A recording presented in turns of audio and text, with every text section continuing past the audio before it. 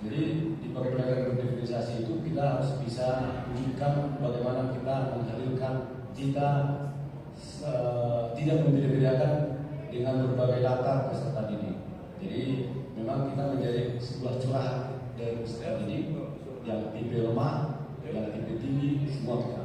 Kalau dulu termasuk saya waktu belajar, kita cenderung banyak perhatian kepada peserta didik yang berkemampuan di atas karena nyaman, enak kita berkomunikasi enak. Tapi kita sekarang harus bisa menyesuaikan dengan berbagai tipikal karakter peserta didik sehingga kita hadir di tengah-tengahnya itu adalah pertanda kita bisa menyamankan anak-anak. Bismillahirrahmanirrahim. Assalamualaikum warahmatullahi wabarakatuh. Waalaikumsalam warahmatullahi wabarakatuh. Boleh Pak, dari posisi enak Pak.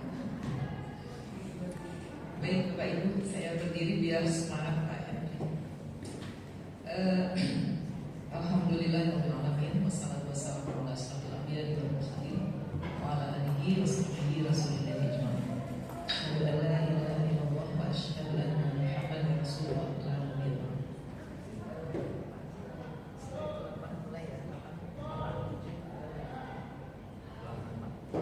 Yang terhormat Pak Henry selaku pengawas SMA Negeri 29 Jakarta. Alhamdulillah kita mendapatkan pengawas baru, tentu saja energi baru ya. Selama ini dibersamai dengan Pak Lubis, nah sekarang penggantinya adalah Pak Henry. Tentu akan banyak pembaruan-pembaruan ya di dalam coach atau pembinaan pengawas saat ini untuk kita semua. Apalagi kita berada di tahun ketiga program sekolah bergerak angkatan 2 provinsi DKI Jakarta. Dan jauh kan?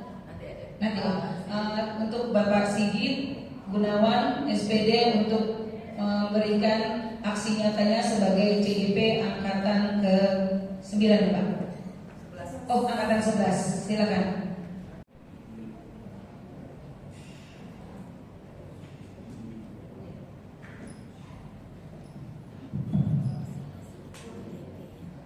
Baik, Assalamualaikum warahmatullahi wabarakatuh. Waalaikumsalam warahmatullahi wabarakatuh. Yang saya hormati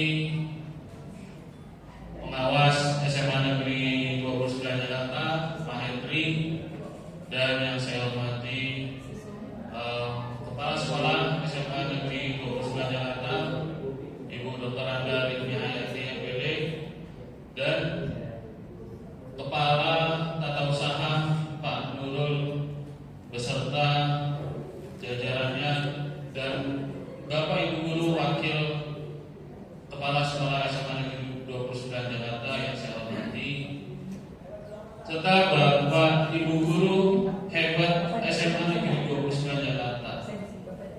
Nah, di sini saya sedang mengikuti pendidikan guru penggerak, ya, di mana pendidikan guru penggerak ini saya sedang melakukan aksi nyata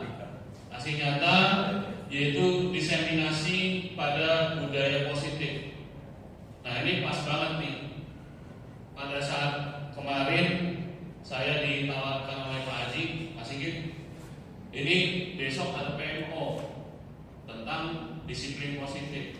Nah, kebetulan saya juga sedang mempelajari modul budaya positif. Nah, kita saling berbagi sharing saja, Bapak Ibu, seperti apa sih budaya positif gitu ya. Nah, sebelum kita mulai, di sini kita coba bikin kesepakatan dari forum diseminasi ini. Nah, ini ada kesepakatan romantik saya, yaitu pertama menghargai siapapun ya yang berbicara nanti, kemudian yang kedua menjadi pendengar yang baik. Nah, kira-kira yang ketiga dan keempat, Bapak Ibu ada yang mau memberi masukan kesepakatan kita ke depan selama 1 jam ke depan? Mungkin ada dari Bapak Ibu? Ya. Oke, berpartisipasi dalam diskusi. Ya. partisipasi aktif.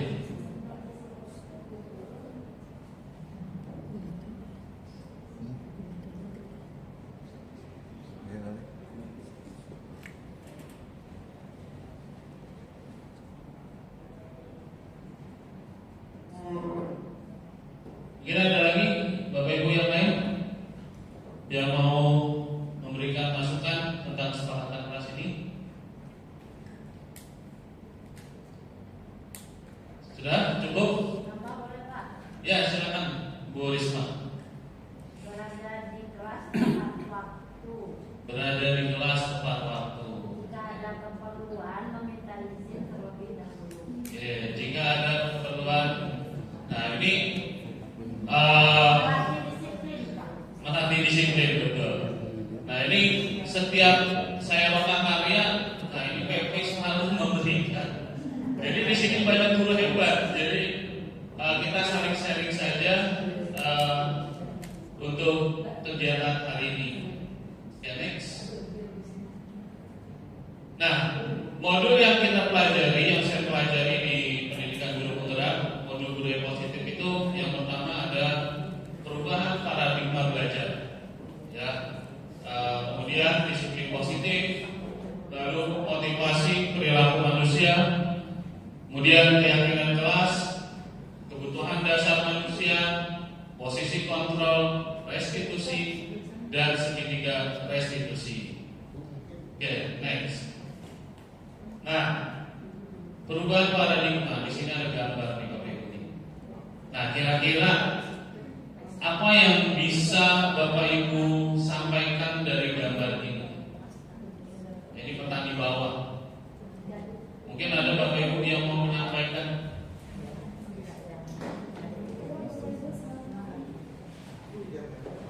Silakan Bapak Ibu.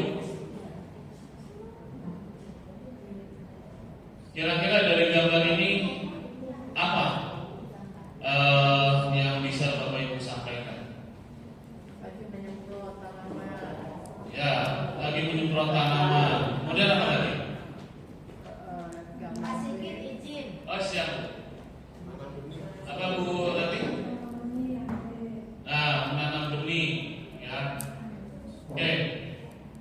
Jadi paradigma kita yang baru ini, pembelajaran menurut Ki Hajar Dewantara, bahwa dalam mendidik kita itu seperti seorang petani, ya, di mana petani ini untuk menghasilkan tanaman bawang yang bagus, dia harus merawat dengan kontinu, ya, merawat dengan secara disiplin. Kapan dia harus menyemprot hama, ya, menyemprot obat hama, kemudian kapan dia harus menyingkirkan rumput-rumput pengganggu, ya. Nah, itu secara teoritis bahwa menurut Ki Hajar Dewantara, di dalam kita melakukan penyemaian, ya, pendidikan terhadap peserta didik kita itu harus secara kontinu, ya, tidak bisa itu setengah-setengah atau bahkan kita cuek, gitu ya.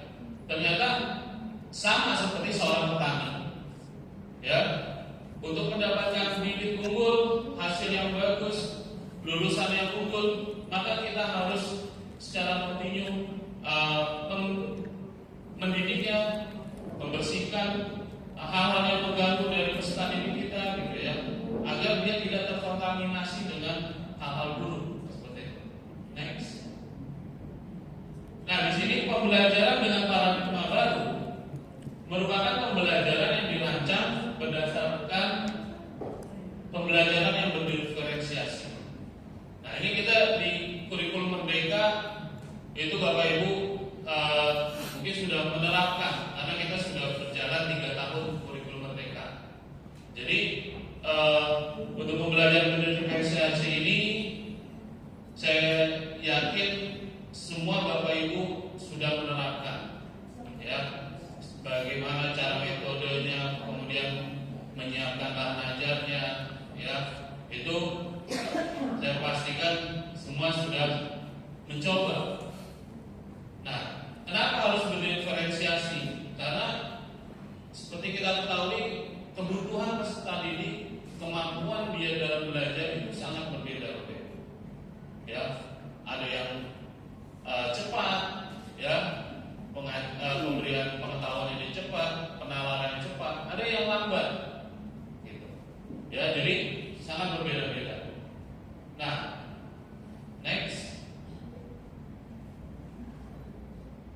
Nah, tentunya budaya positif ini harus kita selalu terapkan ya di dalam sekolah kita. Untuk apa? Ya untuk mendukung jalannya proses pendidikan. Ya, dengan adanya budaya positif, peserta didik itu bisa kita arahkan dengan hal yang lebih baik. Ya, kebiasaan-kebiasaan positif kita sebagai seorang guru, seperti tadi di PMO sudah dijelaskan bahwa kita harus memunculkan budaya positif dari diri kita sendiri terlebih dahulu. Ya, sehingga anak akan meniru. Ya, seperti dari konsep Ki Hajar Dewantara, ya, ing Arso Suntolodo, ing Madya Pamungkaso, Tuturi Handayani, ya. Jadi guru itu sebagai hak seseorang yang digugu dan ditiru. Segala perbuatan, segala perkataan yang kita keluarkan, ya, selama kita berinteraksi di sekolah, itu murid akan melihat, ya, akan memandang kita seperti apa nanti. Next.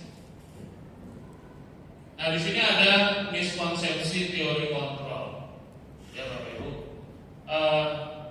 Mungkin selama ini kita menganggap, wah saya bisa jadi wali kelas mengatur siswa-siswa saya lebih baik, ya. Atau misalnya kita bisa mengontrol anak-anak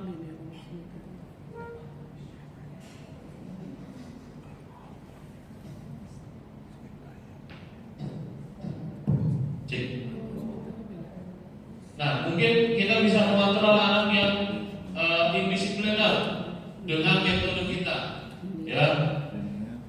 Kalau zaman dulu, ketika kita masih kuliah sekolah, terkadang guru itu kalau lagi ngomelin, ya, itu selalu menggunakan fisik, ya. Entah ada yang dipukul dengan penggaris, ada yang dilempar dengan menghapus, gitu ya, Bapak Ibu. Itu selalu kita merasakan, ya. Bahkan itu teringat sampai kita dewasa, gitu. Ya, kira-kira ada nggak Bapak Ibu yang mengalami dulu waktu sekolah? Ada ya, pernah ya? Ada. Jadi itu kira-kira pengalaman manis atau pengalaman buruk? Pahit, mana pahit? Ya. Pahit. Pengalaman pahit. Ya. Tapi kita menikmati. Karena memang kita salah, kita menikmati. Tapi dengan paradigma yang baru ini, itu kita harus menguranginya. Bahkan kita hilangkan, kita ubah metodenya dengan teori kontrol yang ada nanti.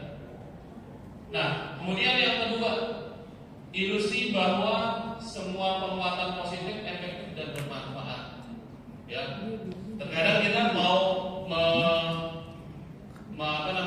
kita mau memotivasi siswa. Ya, ayolah nak, kamu harus belajar, ya, supaya kamu nanti kelak bisa lebih baik lagi. Nah, penguatan positif ini kalau kita tidak secara kontinu memberikan motivasi, itu juga akan sia-sia. Ya. Jadi bagaimana kita memotivasi anak supaya kebiasaan positif itu harus timbul dari diri anak itu sendiri. Ya. Ya, tentunya kembali lagi ke diri kita.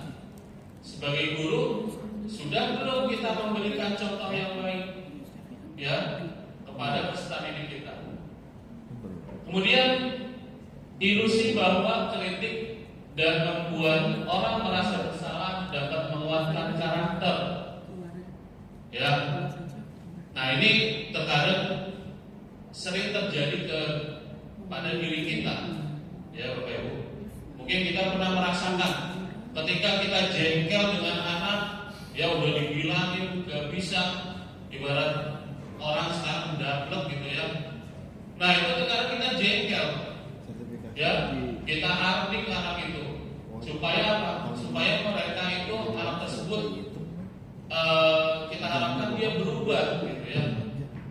Contoh misalnya merokok, ya kita udah nasihati, kita sudah berikan tamu itu salah merokok di dalam kelas, di dalam toilet.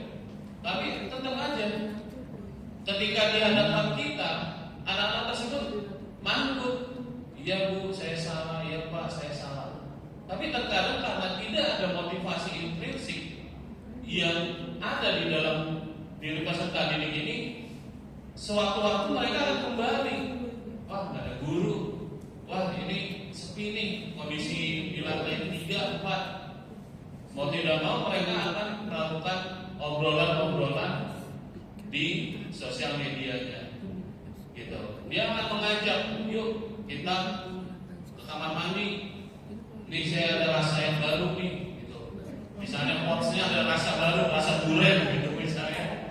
Jadi, wah, udah mencoba lagi gitu kan. Oh, nggak ada yang durian. Berarti besok dibawa yang lain gitu ya. Manggis. Mungkin rasa apel gitu. Nah, jadi penguatan karakter ini juga belum tentu bisa mengontrol peserta didik. Ya, mungkin dia akan luluh hatinya saat di hadapan kita. Tapi pada dasarnya itu hanya sesaat, gitu. Ya. Kemudian yang keempat, ilusi bahwa orang dewasa memiliki hak untuk memaksa. Ya. Nah ini kadang terjadi, kita alami gitu ya. Pernah memaksa murid. Nah, jadi pemaksaan ini juga sifatnya temporer, ya. Tentunya apa yang baik, yaitu kita memberikan pengembangan motivasi intrinsik peserta didik dengan cara kita memberikan contoh, ya, atau kita arahkan kira-kira hal yang kamu lakukan ini baik atau tidak, menurut kamu salah atau tidak. Jadi seperti yang tadi dikatakan di dalam disiplin positif PMO kita, guru itu harus menjadi manajer. Nah, seperti apa sih nanti urutan manajernya? Next. Nah, di sini ada paradigma perubahan. Kira-kira bagaimana perubahan dari paradigma stimulus respon kepada pendekatan teori kontrol. Nah, ini menurut Stephen R. Covey, bahwa bila kita ingin membuat kemajuan secara perlahan, sedikit demi sedikit ubahlah sikap atau perilaku kita. Gitu. Jadi, Bapak Ibu, kalau kita pengen anak kita rajin masuknya, ya kita tentunya yuk kita juga harus contohkan dulu rajin masuk ke kelas atau masuk ke sekolah. Kemudian, namun bila kita ingin memperbaiki cara utama, ini artinya secara global, maka kita perlu mengubah kerangka acuan. Ya, tadi misalnya Bapak Ibu guru memberikan masukan kepada murid ini bahwa untuk menangani sampah itu perlu kita berikan pokja, gitu ya. Nah, ini secara globalnya kita harus berpikir, ya, tentang perubahan mindset kita, ya. Gimana caranya supaya anak itu bisa membuang sampah pada tempatnya, atau bagaimana kita bisa mengontrol anak supaya dia tidak membawa sampah baik itu ke sekolah atau lingkungan sekolah. Nah, itu tentunya kita harus melihat aspek-aspek yang ada di dalam realita kita. Ya, dengan apa caranya? Ya, membuat pokja, membuat aturan, atau membuat program-program baru tentang sekolah Dewiyata seperti apa. Next. Nah, perbedaan stimulus respon dengan teori kontrol. Ya. Nah, di sini Kalau dulu stimulus respon bahwa kebutuhan murid itu sama, murid kelas 10 semuanya sama kita ajarin, ya. Padahal ternyata berbeda, Bapak Ibu. Ketika saya di kelas 11, anak peminatan informatika, ya. Ternyata ketika saya ajarkan hari demi hari, saya sempat bertanya, kira-kira kamu milih informatika emang mau belajar informatika? Tidak, Pak. Susah. Gitu. Bahasa program coding susah, gitu kan. Nah, terus kamu mau kemana? Saya mau ke teknik mesin aja, Pak. Yang penting mata pelajarannya teknik. Atau saya pengennya ke teknik yang lain, gitu. Nah, jadi kita berikan bahwa pembelajaran itu tidak semua anak itu kebutuhannya sama, dia berbeda-beda. Gitu. Nah, kemudian terkadang kita melihat semua orang tuh gambarannya sama. Aku pokoknya lulus dari sini harus ke perguruan tinggi, atau ternyata gambaran seseorang itu ada yang berbeda-beda tergantung latar belakang. Ada yang misalnya dia mampu keluarganya, nah pasti dia akan lanjut ke perguruan tinggi negeri atau ke swasta. Tapi ada juga yang tidak mampu. Bagaimana cara kita membekalinya, gitu ya? Nah ini perlu kita berikan pemahaman kepada peserta ini. Nah kemudian di sini banyak sekali, ya, ada yang kita mencoba mengubah orang berpandangan terhadap orang lain, ya, sampai model berpikir menang dan kalah, ya. Nah ini model berpikir menang dan kalah. Terkadang kita sebagai guru merasa, wah, kamu harus nurut sebagai murid. Apa yang kita sudah atur harus diikuti. Atau misalnya anak melanggar, baru melanggar, kemudian kita harus langsung hukum dia tanpa harus tahu apa asal mula dia bisa melanggar seperti itu. Ya, kita nggak tahu alasan-alasan dia kenapa dia seperti itu. Ya. Next. Oke, dia makna disiplin. Nah, makna kata disiplin tadi di PMO goalsnya kita disiplin positif. Nah, kira-kira makna disiplinnya apa sih, Bapak Ibu? Diselipin. Apa Bunger? Udah ngomong. Nah, itu Diselipin. iya, beda ya disiplin sama diselipin ya. Beda itu. Kira-kira apa? Aku paham. Nah, ada yang tahu? Oke. Next. Disiplin. Mau jawab? Oh belum, nggak ada jawab. Tadi ngajuin pertanyaan, mau jawab udah dipotong lagi. Nggak usah pakai mic. Oke, silakan. Taat aturan, Pak. Taat aturan, baik. Ya, taat aturan. Nah, jadi kata disiplin ini suatu yang dilakukan seseorang pada orang lain untuk mendapatkan kepatuhan. Benar. Ya, jadi orang dikatakan disiplin itu rata-rata dia patuh dengan aturan yang dibuat oleh orang lain. Ya, misalnya kita sebagai guru punya aturan dari BKD, jam BKD. masuk BKN. BKD. Iya BKD. Dengarnya BKT. BKD. Banjir Kanal Timur. Nah, punya aturan di BKD kita masuk jam 6.30, pulang jam 15.00. Nah itu kan aturan yang buat pemerintah gitu ya, atasan kita. Nah tentunya kita sebagai seseorang yang disiplin, kita harus sampai ke sekolah itu sebelum jam 6.30 gitu.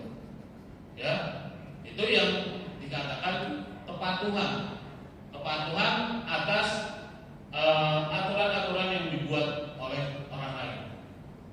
Next. Nah, di sini kata disiplin menurut Ki Hajar Dewantara yaitu pertanggungjawaban. Itulah selalu menjadi, nah ini ada bahasa Belanda ini.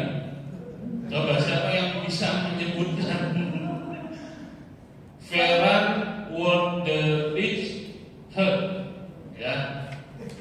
Itulah selalu menjadi sisihan hak dan kewajiban dari seseorang yang berpegang kekuasaan atau pimpinan dalam umumnya. Adapun arti lain yaitu orang tadi harus mempertanggungjawabkan dirinya serta tertibnya lakunya dari segala hak dan kewajiban. Artinya gini, kita sebagai orang yang disiplin, kita harus menertibkan diri kita, ya. Jadi kita bagaimana cara bertingkah laku, ya, menertibkan kita supaya kita tepat waktu, gitu ya, terhadap hak dan kewajiban. Nah, makanya disitulah dibuatnya sebuah aturan-aturan yang membedakan antara hak dan kewajiban dari tiap-tiap orang. Next. Nah, di sini makna kata disiplin yaitu disiplin diri dapat membuat murid memahami dan menyadari berdasarkan motivasi internal, bukan akibat paksaan, ujian ataupun hukuman. Jadi disiplin tersebut itu harus terjadi di dalam motivasi internal peserta didik, ya, dan kita. Kalau kita sudah termotivasi internal, oh ternyata saya harus masuk tepat waktu, ya, masuk berangkat ke sekolah tidak boleh telat. Nah, itu internal, motivasi internal. Kalau sudah muncul motivasi internal, ya, yang ada di dalam diri kita, diri seseorang, itu tanpa harus ditegur, dipaksa, itu dia akan berjalan dengan sendirinya. Nah, bagaimana kita seorang guru dapat memunculkan motivasi-motivasi internal terhadap peserta didik kita? Ya, jadi hukuman belum tentu itu bisa mendisiplinkan peserta didik. Contoh misalnya terlambat, kita berikan sanksi, mereka suruh mencari artikel, tulis, kemudian dibaca, gitu ya. Saya kalau piket di lobi, udah kamu catat, cari artikel hari ini tentang apa? Bisa politik, seleb atau yang lainnya, ya, selebritis. Seleb gatel. Iya. Seleb gatel. Seleb gatel. Nah, itu langsung saya berikan, coba dibaca, gitu ya. Tapi tetap aja terkadang anak, wah Pak, tadi jalan macet. Kamu berangkat jam berapa? Saya berangkat jam 6. Dari mana? Dari Cipulir, gitu misalnya. Kebetulan lagi macet Pak. Ya kamu jalannya kurang pagi, gitu ya. Jadi supaya dia tidak terkena macet. Oke. Next. Nah, di sini ada nilai-nilai kebajikan. Ya, kira-kira menurut Bapak Ibu apa aja sih nilai-nilai kebajikan itu? Contohnya sopan, kemudian santun, sopan, santun, udah pasti itu. Iya, ramah, kemudian apa Bu? Empati, ya. Nah itu banyak sekali ya nilai-nilai kebajikan, ya. Nah, nilai-nilai kebajikan ini dibagi menjadi beberapa teoritas. Coba ada yang kita selalu gaungkan, yaitu nilai-nilai kebajikan yang ada di dalam profil pelajar Pancasila. Ya, bahkan itu sudah masuk ke penilaian rapot kurikulum merdeka kita. Ya. Nah, ini nilai-nilai kebajikan. Ada juga dari IBO Primary Years Program tentang sikap murid. Ya. Nah, kita juga harus memahami nilai-nilai kebajikan tentang sikap murid. Kemudian ada 9 pilar karakter. Lalu ada petunjuk seumur hidup dan keterampilan hidup. Ya. Lalu ada building moral intelligence dan proyek nilai-nilai kebajikan. Nah, pada dasarnya Bapak Ibu, setelah saya baca dari kelima teori nilai-nilai kebajikan ini, itu terangkum ke dalam proyek pelajar Pancasila kita. Seperti itu. Kenapa? Misalnya kejujuran itu ada di proyek pelajar Pancasila, yaitu takwa terhadap Tuhan, beriman dan takwa terhadap Tuhan Yang Maha Esa. Kemudian gotong royong juga ada, ya, sopan santun ada juga di proyek pelajar Pancasila. Nah, ini ada 6 karakter dalam proyek pelajar Pancasila. Ya, ada beriman dan takwa, mandiri, berkebinekaan global, bergotong royong, ya, kreatif, dan kritis. Jadi ternyata pemerintah itu sudah menyimpulkan, ya, di dalam ideologi Pancasila kita, ketika diturunkan ke dalam nilai-nilai kebajikan, ya, itu terangkum dari 6 aspek ini, ya, berkebinekaan global, mandiri, dan juga alhamdulillah SMA Negeri 29 Jakarta juga sudah membuat ke dalam sebuah visi misi sekolah, ya, yaitu lulusan yang berwawasan global, gitu, ya, beriman dan takwa. Jadi ini sejalan sekali dengan budaya positif yang kita terapkan, ya. Nah, berdasarkan pengalaman saya 3 tahun di SMA Negeri 29, ini sangat bagus, ya, sangat bagus dari pendidikan dari guru-gurunya terhadap murid, gitu ya. Walaupun sekolah kecil, dia bisa menghasilkan prestasi, ya, yang sangat banyak, ya. Saya merasa bangga dengan saya berada di SMA Negeri 29 Jakarta. Saya menjadi bagian dari Bapak Ibu untuk apa? Untuk menyukseskan lulusan yang benar-benar memiliki wawasan global. Ya, kita ketahui bahwa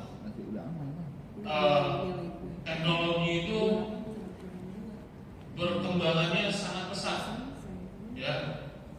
Terkadang dulu kita awasi, gitu ya, ujian kalian jangan nyontek. Sekarang nyontek udah makin hebat, Bapak Ibu, ya, pakai ChatGPT, AI, ya. Nah, kita udah sekian tahun kita ajari, gitu. Ternyata ketika kita berharap anak ini jujur, nah itu tidak semua siswa itu jujur, ya. Sehingga apa yang kita butuhkan, yaitu yang kita butuhkan dari karakter siswa itu adalah kejujuran, ya, penilaian kejujuran. Selain kita menilai dia secara pengetahuan, kita juga menilai karakternya. Seperti itu. Next. Nah, sini keyakinan sekolah, ya, keyakinan kelas. Tentunya Bapak Ibu guru sudah membuat di awal pertama kali mengajar gitu ya, keyakinan kelas, terutama wali kelas ya. Wali kelas juga selalu membuat keyakinan kelas di awal. Nah, ini pada sebelum saya mengikuti pendidikan guru penggerak ya pada modul 1.4 ini, yang saya tahu itu keyakinan kelas kita buat kesepakatan di kelas, kemudian kita pajang tempel gitu. Ternyata setelah saya mengikuti CGP ini, bahwa keyakinan kelas itu masih harus kita olah, Bapak Ibu. Contohnya misalnya, biasanya apa sih kalau anak itu memberikan saran ide dari keyakinan kelas tersebut? Biasanya apa, Bapak Ibu? Tidak membuang sampah sembarangan, ya kan? Atau apalagi tidak boleh terlambat. Nah, itu sebenarnya masih kata-kata negatif. Nah, gimana supaya kita memotivasi intrinsik anak? Kata-kata negatif tersebut harus kita ubah menjadi kata-kata positif.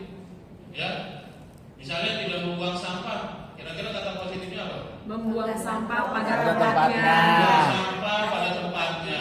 Atau kata lainnya, jaga kebersihan kelas gitu ya.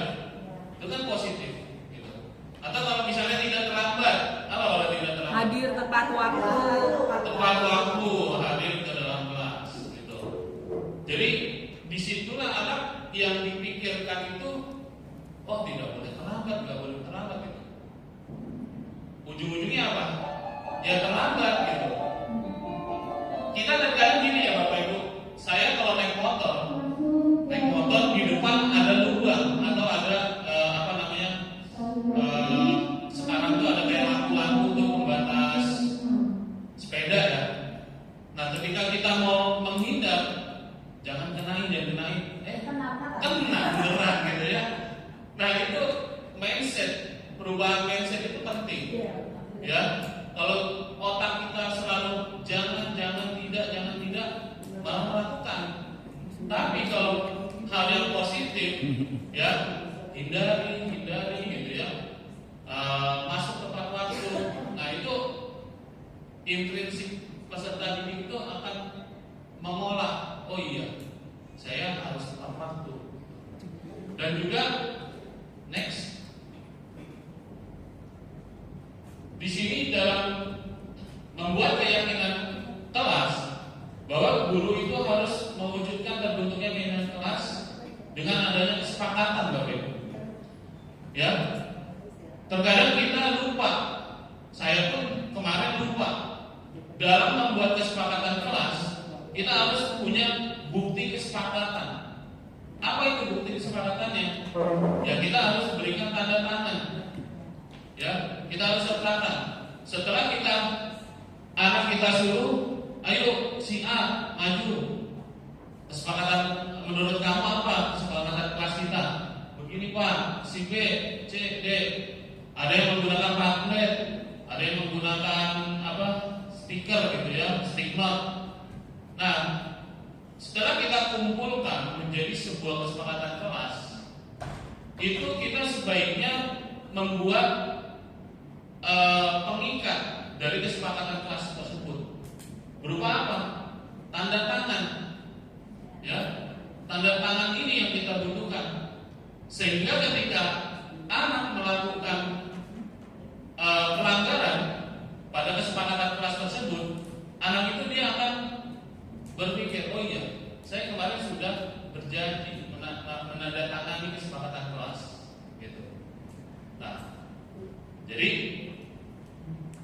penting sekali kita membuat pengikat janji, ya, agar si anak ini terus merasa terikat dirinya terhadap peraturan-peraturan yang sudah mereka buat seperti itu.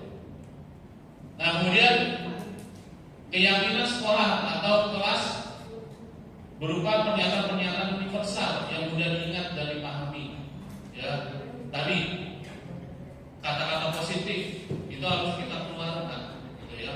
Kata-kata positif, kemudian yang membangun motivasi pada diri murid itu sebaiknya kesempatan langsung kita buat.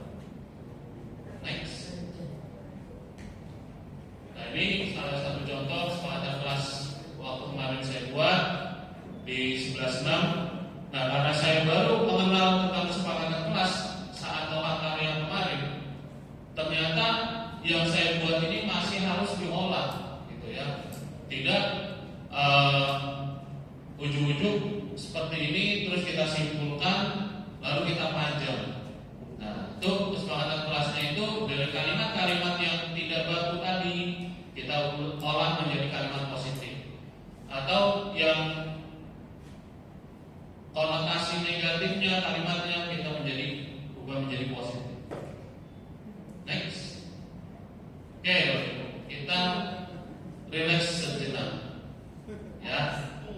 Nah, coba Bapak Ibu menghadap ke temannya kanan kiri atau depan belakang. Depan belakang boleh. Depan belakang boleh. Ya, coba silakan Bapak Ibu menghadap temannya. Kita relax. Bu Nisa boleh, Bapak Haji, Bu Risma sama kita. Bu Risma sama Bu Ita boleh, silakan.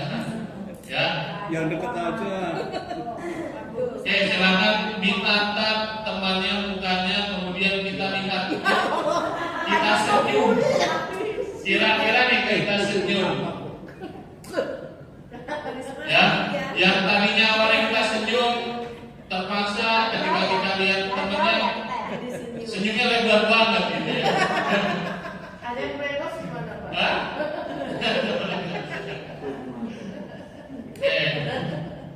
Nah, jadi kira-kira apa nih? Tadi yang Bapak Ibu dapatkan kalau kita senyum, yang Bapak Ibu rasakan apa? Bahagia. Ya. Sempat hilang nggak? Apa namanya perasaan-perasaan gundah biasanya? Sempat hilang nggak? Sempat. Tapi baliknya. Baliknya cepet. Hilangnya cepet, balik lagi Pak cepet. Karena cuma gelantungan. Ya. Kalau kelamaan senyum ntar kasihan. Kasihan. Iya. Bisa nggak lagi. lari. Orang gila ini dikatain. Ya. Oke. Jadi di sini ada aura positif dengan kita senyum dengan teman gitu ya. Itu akan termuncul aura-aura positif kita. Ya, yang tadinya kita mungkin kesal, ada perasaan otak lagi pusing gitu ya, dengan kita senyum, nah, kita jadi hilang sejenak gitu. Oke, next. Nah, kalau temennya tidak mau senyum, tetap kita senyum kita. Kalau senyumnya dalam hati gimana? Nah, mungkin Senyumnya dalam hati. ya. Nah, jadi ini kita akan lanjut next tentang kebutuhan dasar manusia. Tadi kenapa tadi saya minta untuk senyum selama 30 detik. Jadi ternyata Bapak Ibu, kita sebagai manusia itu punya kebutuhan dasar. Anak murid kita juga punya kebutuhan dasar, ya. Dia namun tidak kita ketahui secara langsung atau tidak ditonjolkan secara langsung, ya. Nah, ini yang kita harus peka, kita harus pelajari gitu ya Bapak Ibu. Kebutuhan dasar apa aja sih yang ada di dalam manusia gitu.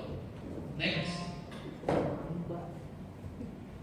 Jadi kebutuhan dasar, ya, kebutuhan dasar manusia ini adalah segala sesuatu yang kita lakukan untuk mendapatkan apa yang kita inginkan.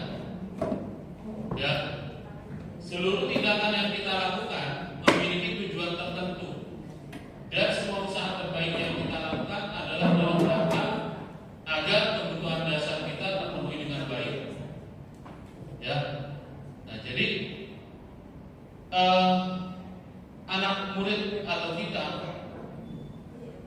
punya kebutuhan dasar mereka.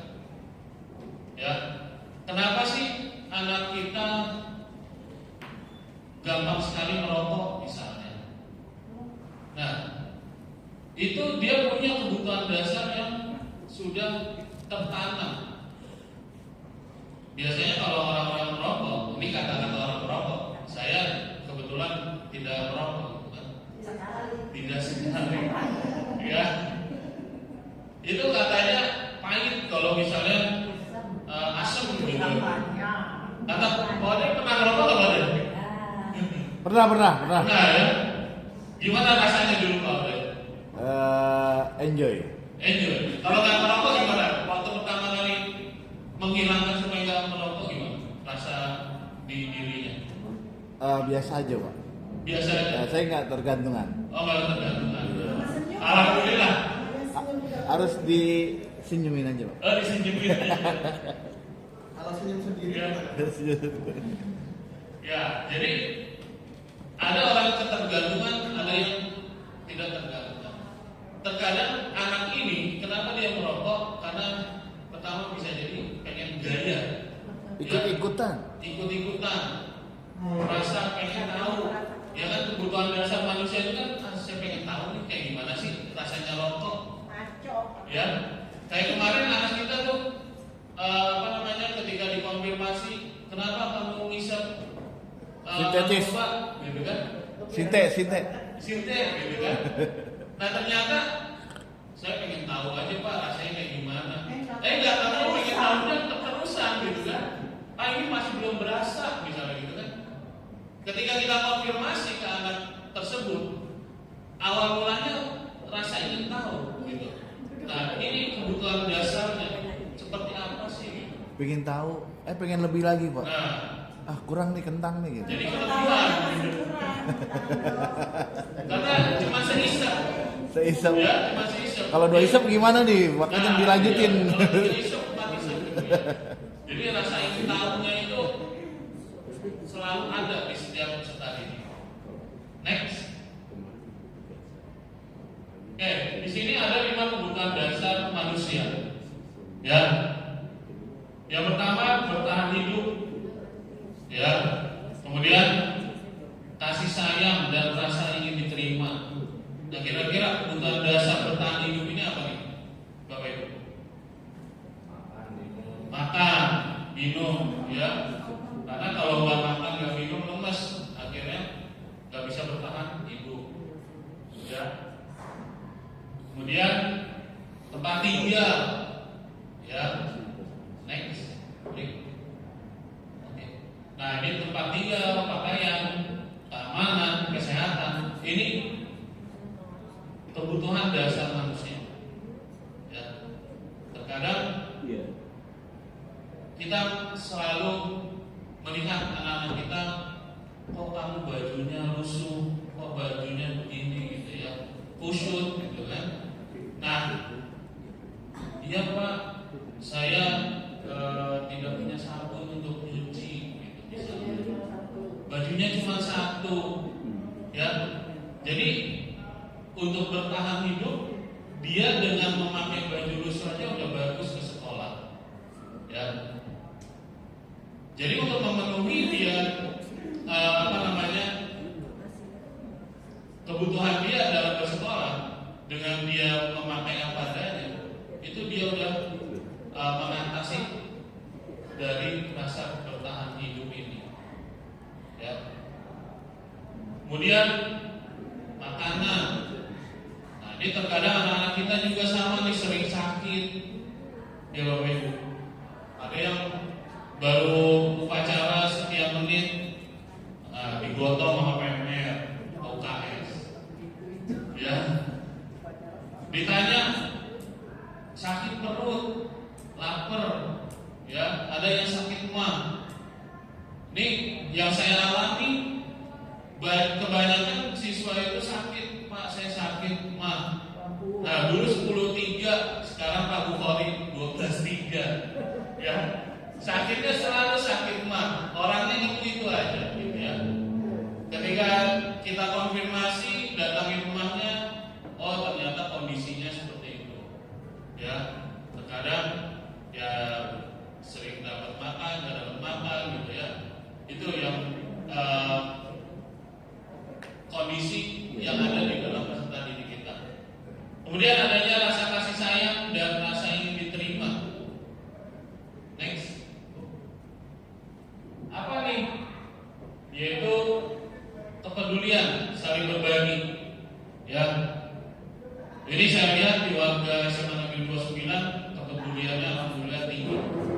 untuk saling berbagi, ya, baik bapak ibu gurunya dengan Jumat Berkah, peserta didiknya juga saya lihat di kelas makan bareng, misalnya ada anak yang nggak bawa makanan, udah yuk makan bareng gitu ya.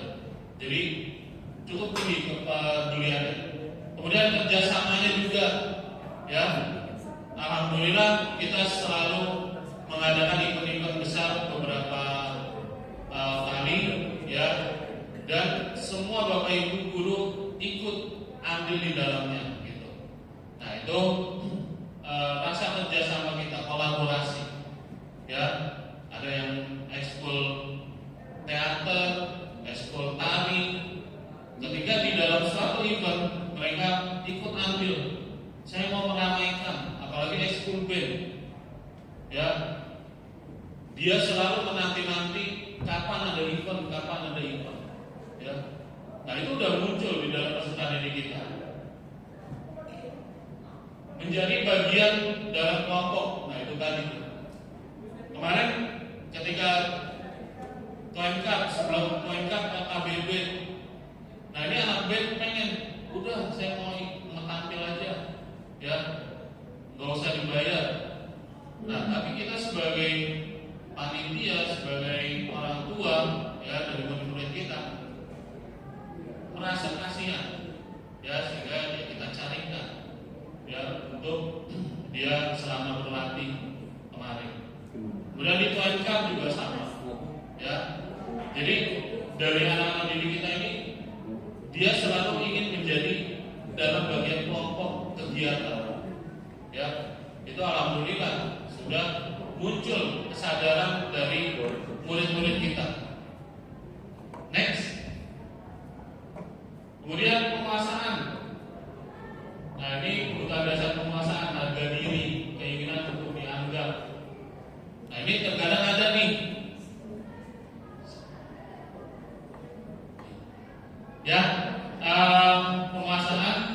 Kemudian next, kebebasan, ya, next. Nah ini mandiri, kemudian ingin bermain. Nah ini semua 5 kebutuhan dasar. Next. Nah, apa sih motivasi perilaku manusia ini? Ternyata motivasi perilaku manusia itu ada 2, ada motivasi intrinsik dan ekstrinsik.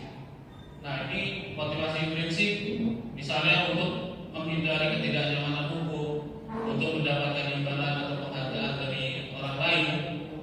Kemudian motivasi ekstrinsik untuk menjadi orang yang mereka inginkan dan menghargai diri sendiri dengan nilai-nilai yang mereka percaya. Next. Nah, sini ada posisi kontrol restitusi. Ya. Apa sih posisi kontrol? Next. Nah, ternyata posisi kontrol restitusi ini bagaimana kita seorang guru dalam menangani sebuah permasalahan peserta didik kita. Ya, tadi di dalam PMO Bu Rifni menjelaskan bahwa guru itu tidak hanya sebagai pemantau, tapi harus sebagai manajer, gitu ya. Nah, ternyata di dalam modul yang saya pelajari, posisi kontrol ini ada 5. Ada guru sebagai penghukum, guru sebagai pembuat rasa bersalah, kemudian guru sebagai teman, kemudian guru sebagai pemantau, dan yang tingkatan yang paling tinggi yaitu guru sebagai manajer. Next. Nah, ini ada contoh tabel 5 posisi kontrol. Misalnya guru sebagai penghukum, ya. Ini mungkin dulu kita pernah ngalami, kamu ini tidak melakukan mengerjakan tugas, awas ya, gitu ya. Nah itu posisi kita sebagai guru masih sebagai penghukum, ya. Karena kita menekan, menghardik peserta didik kita untuk melakukan yang kita perintah. Kemudian ada guru membuat rasa bersalah. Contohnya gimana? Misalnya kamu seharusnya kamu sudah tahu, ya, ibu Ibu lelah sekali mengatakannya, ibu stres. Ya, artinya gimana? Ini anak berulang kali melakukan. Ya, nah ini supaya dia merasa bersalah dengan tindakan yang dia lakukan berkali-kali, maka biasanya guru akan mengatakan seperti itu. Ya, saya udah berulang kali arahkan, saya udah kasih tahu gitu ya. Kemudian ada guru sebagai teman. Nah, ini guru yang sebagai teman ini ada yang disenangi, ada juga yang tidak. Ya, hampir rata murid-murid itu, apalagi SMA gitu. Kalau guru sudah sebagai teman itu biasanya sudah banyak yang dicurhati. Gitu. Contoh misalnya, ketika kita memposisikan mencari mengorek kesalahan anak, kita tidak bisa menghukum anak. Kita harus tempatkan diri kita sebagai teman. Ya, misalnya, ayolah lakukan demi bapak, demi ibu. Kemudian masa kamu tidak mau? Ingin kira-kira ada nggak yang bisa bapak bantu, ibu bantu, gitu ya. Ketika kita membuat menyelesaikan masalah di dalam permasalahan peserta didik. Ada juga pemantau. Kemudian yang terakhir ini ada manajer. Manajer itu seperti apa? Misalnya, apa yang kita yakini dengan kesepakatan kelas kita. Jadi kita membalikan pernyataan ke anak. Kira-kira menurut kamu apa yang sudah kamu langgar dengan kesepakatan kita? Jadi itulah sebagai manajer. Dia tidak menghakimi, ya, dia tidak memberikan alasan-alasan, gitu ya. Next. Nah, ya, mungkin gayanya satu-satu. Itu angkatan 11. Nah, posisi kontrol restitusi di sini kita diharapkan dengan kurikulum merdeka ini, kita sebagai guru itu harus memposisikan sebagai manajer. Ya, kenapa? Tadi sebagai manajer itu, baik Pak. Sebagai manajer itu kita akan mendapatkan win-win solution.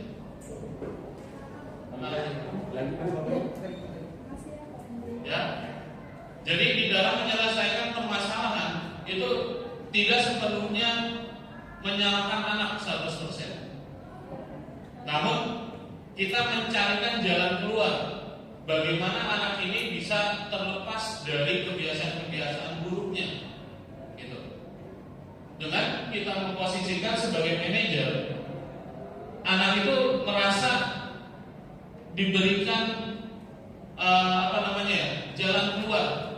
Karena pada dasarnya anak ini masih posisi rasa ingin tahu. Biasanya anak-anak sekolah, tingkat sekolah itu rasa ingin tahu sangat tinggi. Nah, kita sebagai orang yang dewasa, biasanya pengalamannya lebih banyak, sehingga kita memberikan arahan-arahan yang nih, kalau seperti ini kamu akan selamat, ya, kamu jangan melakukan ini karena bahayanya begini. Jadi sebagai manajer itu lebih ke arah mengarahkan. Next. Selain itu, posisi manajer itu mengacu pada restitusi yang dapat menjadikan murid sebagai manajer juga, ya, bagi dirinya, bukan bagi orang lain. Artinya si anak ini jadi bisa mengontrol dirinya sendiri pada hal-hal yang negatif. Oh, ternyata ini tidak baik, sehingga dia akan mengubah dari perilaku yang tidak baik menjadi perilaku yang positif. Ya, next. Nah, di sini sebagai manajer, guru dapat berbuat sesuatu bersama murid. Misalnya mempersilahkan murid bertanggung jawab, ya, mendukung murid agar dapat menemukan solusi, gitu ya. Jadi contoh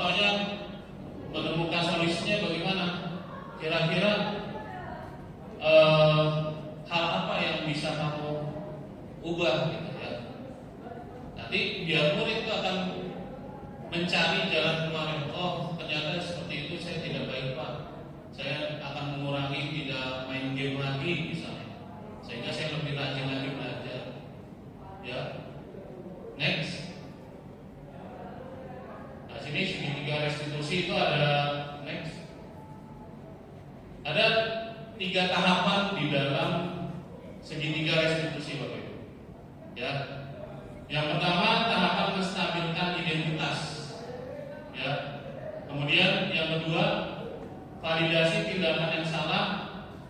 Yang ketiga menanyakan keyakinan kelas. Seperti apa sih menstabilkan identitas? Next. Nah, menstabilkan identitas ini dilakukan berdasarkan prinsip bahwa membuat kesalahan adalah bagian dari proses pembelajaran yang nantinya akan menggeser identitas gagal ke arah identitas yang sukses. Ya. Jadi untuk kita mengkonfirmasi peserta didik yang berbuat negatif, itu kita tidak bisa langsung menekan dia. Ya. Jadi kita harus menstabilkan identitasnya dulu. Kesalahan apa yang sudah kamu perbuat? Sehingga dia bisa berpikir, oh ya Pak, saya tadi salah berbuat merokok di toilet.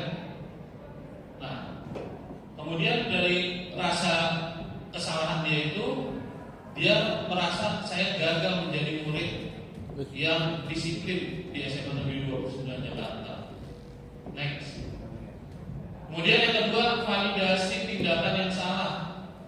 Nah, ini validasi tindakan yang salah ini dilakukan berdasarkan prinsip bahwa setiap perilaku berupaya memenuhi suatu kebutuhan tertentu, sehingga guru atau orang tua akan bergeser dari pemikiran stimulus respon menjadi proaktif, serta akan lebih mengenali dan mengakui kebutuhan murid atau anak. Ya. Jadi kita bisa memvalidasikan tindakan mereka. Benar apa salah sih yang kamu lakukan ini? Ya, kira-kira menurut kamu merokok di sekolah benar apa tidak? Nah, itu kita bisa memvalidasi. Next. Kemudian posisi kontrol. Nah, ini ada contoh videonya. Ya, mungkin bisa kita simak, cuman suaranya kurang mendapat.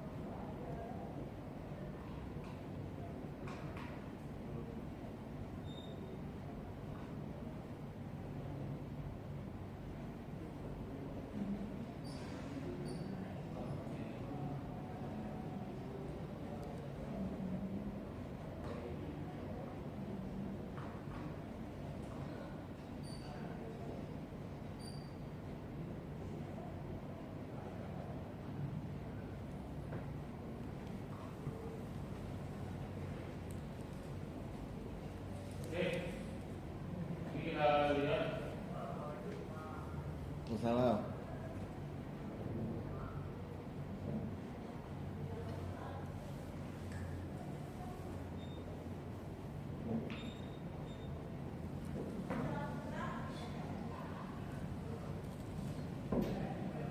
Pak Joko, nggak seru nih, nggak ada cerita keluarganya. Kangen ya. Kangen deh cerita keluarga sama jadi security. Jadi di sini saya menstabilkan identitasnya dulu. Misalnya anak sedang bermain HP ketika kita suruh, ya, ketika kita suruh dia bermain HP, atau misalnya tidur, ya, kita sudah mengerjakan tugas, ternyata mereka tidur, entah di bangku atau di belakang. Nah, sekarang lagi viral fenomena anak tidur di belakang. Ya, saya lihat, ya, dari misalnya di CCTV, waduh, ini ada gurunya tidur di bawah, gitu ya. Nah, itu fenomena. Kenapa itu terjadi? Karena setelah dikonfirmasi, saya semalam tidur jam 12, Pak. Hari ini saya tidur jam 1.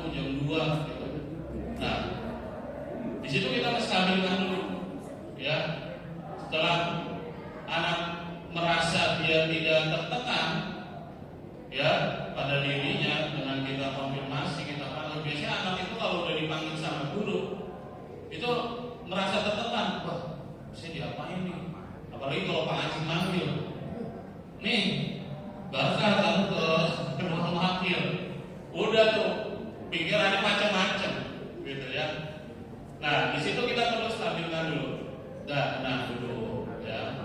Terus kita tanya santai dulu, gitu ya. Baru di situ kita perdalam lagi permasalahan-permasalahan apa yang terjadi. Kemudian kalibrasi tindakan yang salah. Nah di sini kita mengkonfirmasi menurut anak tersebut yang dilakukan itu benar apa salah, gitu ya. Kemudian kalau dia sudah merasakan, oh iya saya salah Pak, saya tidur saat pelajaran Bapak. Kemudian kita tanya lagi, ya, tentang keyakinan kelasnya. Kira-kira di dalam kelas itu ada keyakinan kelas boleh nggak tidur saat jam pelajaran? Ya, kalau nggak boleh, nah kira-kira nilai-nilai kebajikan apa yang sudah dilanggar, gitu. Ya, sehingga anak itu merasa, oh iya saya sudah melanggar keyakinan kelas yang kebajikan. Nah baru di situ kita motivasi sebagai manajer. Di akhir kita memotivasi, ya sudah, kamu perbaiki kelakuanmu lebih baik lagi, jangan diulang, gitu ya. Misalnya tidurnya jangan terlalu malam sehingga kamu bisa bangun pagi, gitu, sehingga di sekolah tidak ngantuk, ya. Jadi kira-kira seperti itu Bapak Ibu, ya. Mungkin itu saja yang bisa saya sampaikan di diseminasi ini. Kira-kira ada yang mau ngasih masukan Bapak Ibu atau pertanyaan? Silakan. Kita saling berbagi aja, tanya jawab atau memberikan masukan. Silakan Bapak Ibu. Dari mungkin masukannya. Terima kasih Pak Sigit. Bagus sekali ya Pak Sigit tadi memaparkan tentang buat Pak Sigit tentang luar biasa keren ya. Paham ya kita ya apa yang disampaikan oleh Pak Sigit, detail gitu ya, ngomong gitu ya. Nah sekarang saya mau mengajukan pertanyaan nih Pak Sigit. Pak Sigit kan sudah melakukan segitiga restitusi ya, sudah praktek langsung ya kepada siswanya. Nah terus apa gitu yang Pak Sigit rasakan gitu dengan perlakuan Pak Sigit selama ini kan mungkin selama ini kan bukan dengan cara segitiga restitusi ya, dengan cara memanggil atau bagaimana marah atau bagaimana kan selama ini. Nah, kemudian dengan cara yang paradigma baru nih dengan segitiga restitusi. Nah, apa yang Pak Sigit rasakan? Kemudian di sisi siswanya juga, apakah siswa tersebut lebih senang dengan cara ini atau bagaimana? Silakan. Baik, terima kasih Bu Ferry atas pertanyaannya. Jadi yang saya rasakan dengan menggunakan memahami metode segitiga restitusi ini, bahwa dalam penanganan anak ini kita tidak bisa serta-merta langsung menghukumnya, ya. Kenapa? Biasanya kalau kita langsung hukum, itu anak merasa bisa jadi menyimpan hal-hal dendam, gitu, dendam atau dia tidak terbuka, gitu. Tapi kalau kita masuk sebagai manajer, sebagai orang tua, anak merasa diayomi. Itu yang saya alami, gitu ya. Dalam setiap kasus bersama Pak Haji, gitu, itu dengan metode-metode, ternyata Pak Haji itu mengajari saya seperti ini loh, menangani siswa, gitu. Secara tidak langsung saya mempelajari, gitu. Oh, Pak Haji dalam mengorek kesalahan siswa itu seperti ini. Ternyata saya lihat, oh dia sudah memakai segitiga restitusi, gitu. Lebih efektif, lebih runtut, kemudian jelas, gitu ya. Dan anak pun tidak merasa bersalah setelah selesai kita panggil, gitu. Mereka lebih enjoy aja, bahkan bisa menjadi partner kita ke depannya. Seperti itu.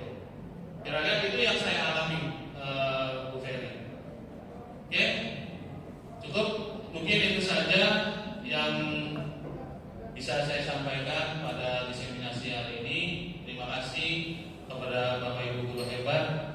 Semoga akan tertular kepada Bapak Ibu guru untuk mengikuti CGP berikutnya. Dikit lagi Bu Mila, mungkin Pak Kis, ya, Pak Odoy, itu akan Bu Nisa yang masih muda ini, insya Allah akan mengalami seperti saya alami. Seperti itu. Ya, terima kasih. Sekian, terima